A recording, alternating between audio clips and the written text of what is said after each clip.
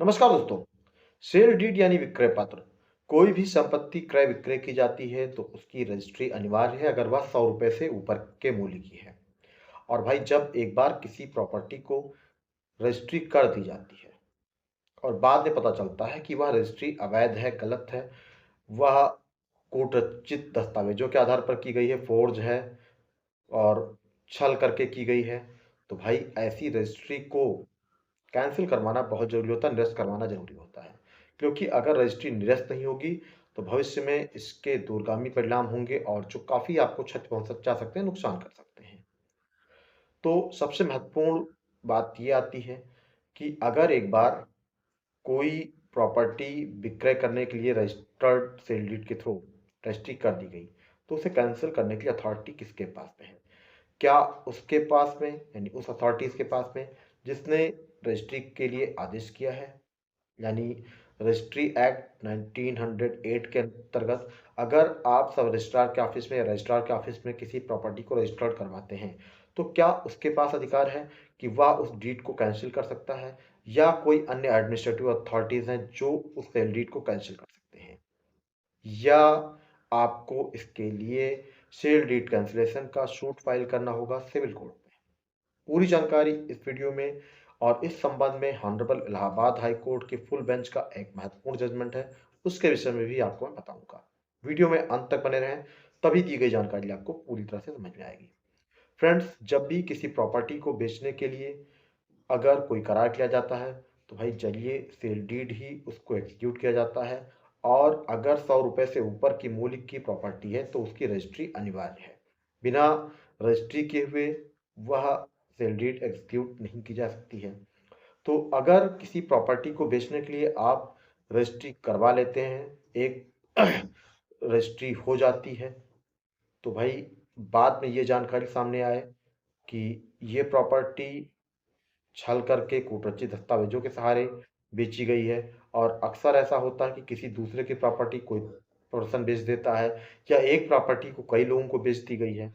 तो भाई उस सिचुएशन में अब उस सेल डीड को अगर कैंसिल नहीं करवाया गया तो फिर आगे भविष्य में बहुत सी मुश्किलें आ सकती हैं। पता चलता है कि केस सिविल नेचर का है, क्रिमिनल की प्रोसीडिंग भी स्टार्ट हो सकती हैं। तो क्या जो अथॉरिटीज़ हैं, यानी रजिस्ट्री करने का पावर जिनके पास में था, रजिस्ट्री करने का पावर से मतलब ये है कि आप रजिस्ट्रार ऑफिस में गए, रजिस्ट्रार ने आपके सेल डीड एग्जीक्यूट के लिए रजिस्ट्री का आदेश किया, तो क्या उस आदेश को खंडित किया जा सकता है, रिवोक किया जा सकता है उस अथॉरिटी के द्वारा? तो friends, honourable Allahabad high court का जो फुल बेंच का जजमेंट है उसमें ये कहा गया है कि अगर एक बार रजिस्ट्री एक्ट 1908 के अंतर्गत कोई सेल डीड एग्जीक्यूट हो जाती है, रजिस्टर्ड हो जाती है, तो उसे कैंसिल करने का पावर उस अथॉरिटी के पास में नहीं है, या किसी अदर एडमिनिस्ट्रेटिव अथॉरिटी के पास में नहीं है।